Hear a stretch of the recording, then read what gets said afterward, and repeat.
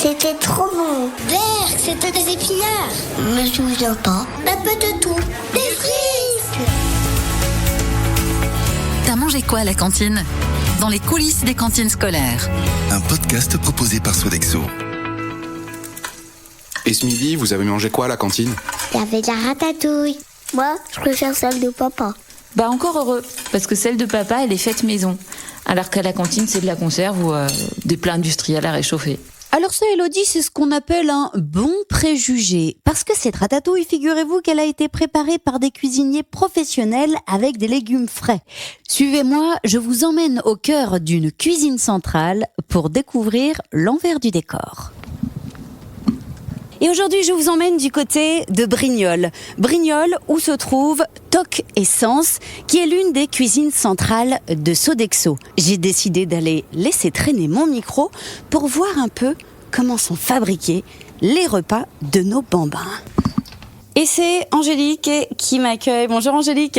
Bonjour Marie, je suis Angélique Palix, directrice de la cuisine centrale Toc et Sens, Provence à Brignoles. J'aimerais bien que tu me fasses visiter les cuisines, mais avant on va prendre 2-3 petites minutes puis tu vas m'expliquer tout ça, parce que je crois que nos auditeurs ils aimeraient bien savoir comment ça fonctionne une cuisine centrale. Allez viens, je t'emmène boire un café. Ça c'est sympa.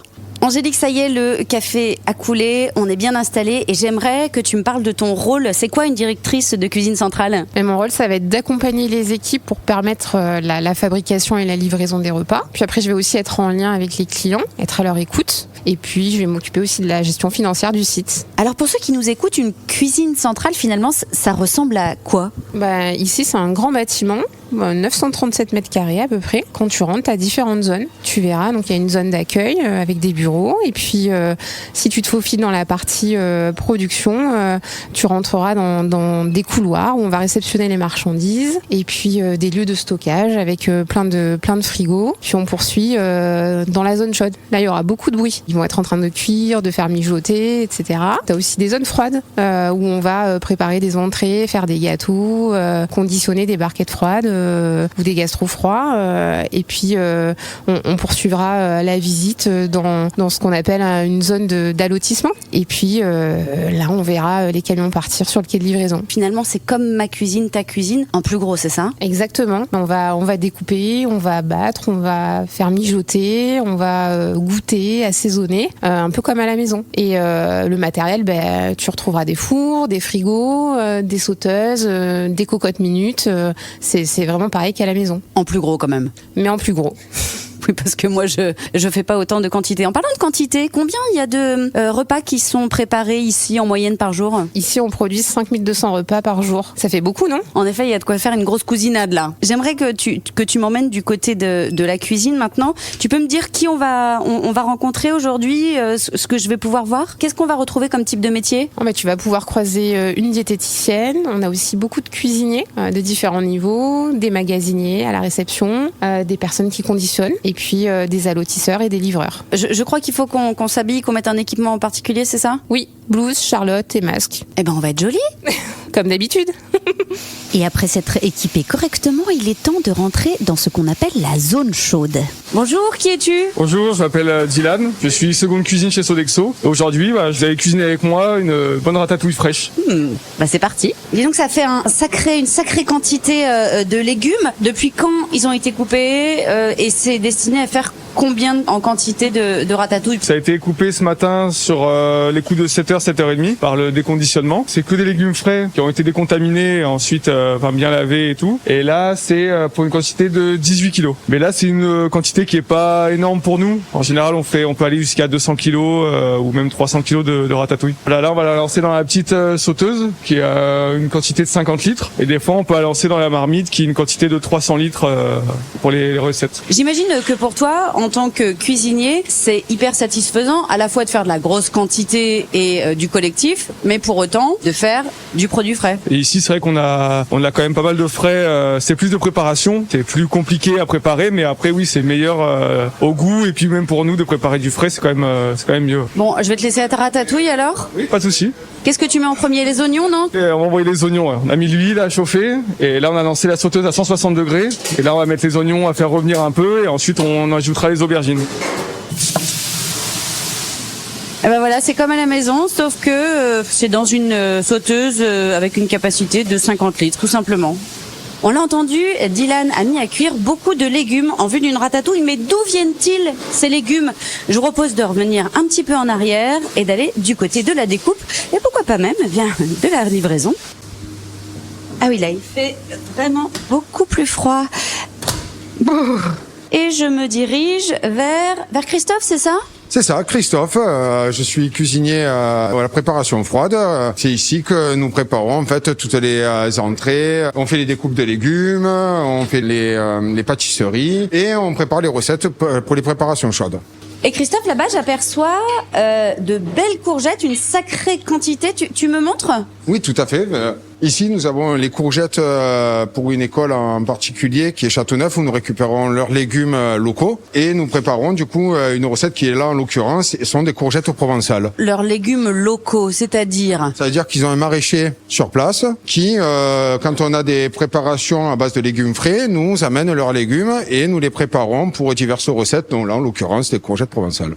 Ce que tu es en train de me dire, c'est que c'est pas parce qu'on est dans une cuisine centrale à dimension professionnelle qu'on peut pas faire du local et du circuit court. Faut s'en donner les moyens. Et du coup, nous faisons au maximum pour pouvoir convenir à notre client, afin de pouvoir lui donner des produits frais, là, notamment des produits locaux de chez eux. De retour dans la cuisine du côté chaud, et je peux vous dire que cela fait du bien. Angélique, je viens de voir partir une cuve entière de blé. Où est-ce qu'elle part là? Elle part en atelier de conditionnement. Ok, un atelier de conditionnement, c'est quoi pour nos auditeurs? Eh ben, les produits vont être mis en barquette ou en gastronome, vont être refroidis et ensuite vont partir pour la livraison. Refroidis, c'est-à-dire? Dans des cellules de refroidissement. Le produit doit passer de plus 63 à plus 10 degrés en moins de 2 heures. Donc on fait attention. Et une fois que c'est en barquette et en lot, eh bien, ça part au frigo. Ah oui, Angélique, là, il fait pas chaud. Autour de nous, qu'est-ce qu'on a là? On a plein de produits en barquette ou en gastronome qui vont être répartis pour les écoles, les personnes âgées et après qui vont partir dans les camions. Donc là, toutes les cagettes, toutes les barquettes que je vois avec tous ces lots à l'intérieur, et on sait exactement dans quel camion il doit partir, à quelle heure. Enfin, tout ça est très très orchestré, j'imagine. Oui, avec un logiciel de production et des bons de livraison. Angélique, j'aimerais bien que tu m'emmènes là où tout commence et là où tout arrive.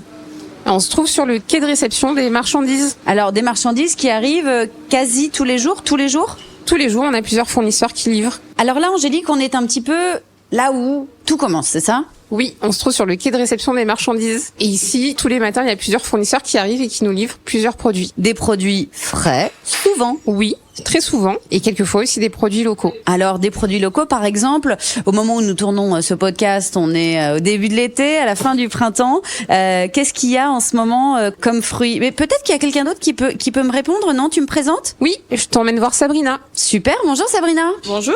Alors, Sabrina, toi, tu fais quoi ici? Alors moi je suis responsable magasinier, donc du coup je réceptionne les livraisons quand elles arrivent, on prend les températures pour qu'elles soient bien conformes pour savoir si on garde notre marchandise ou pas. Tout à l'heure, hors antenne, tu me disais que tu avais reçu de très très belles tomates qui viennent finalement de quelques kilomètres. Ah oui, c'est des tomates bio locales qui viennent du Var. Nous avons aussi reçu du fromage blanc local de Brignoles aussi. Nous recevons aussi des abricots du Languedoc-Roussillon, il me semble. C'est une fierté pour toi de savoir que les bambins de la région vont pouvoir manger des choses qui ont poussé dans le coin, soit qui ont été fabriquées ici? Bah oui, tout à fait quand même, parce que bon, ça leur fait découvrir les bons goûts, les bonnes saveurs de notre région. Merci beaucoup Sabrina. Merci à vous.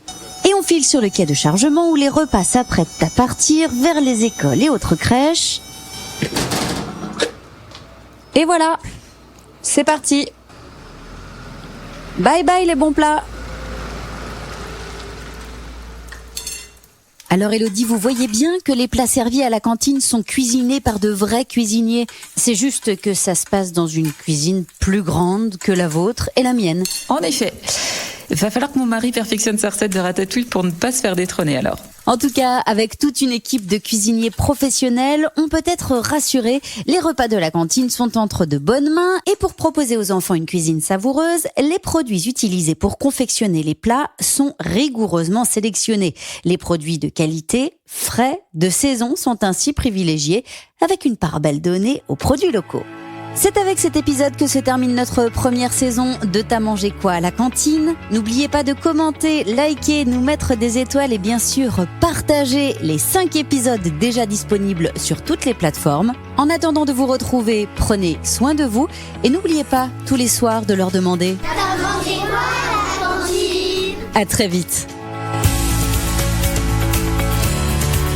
C'était votre podcast T'as mangé quoi à la cantine? Dans les coulisses des cantines scolaires.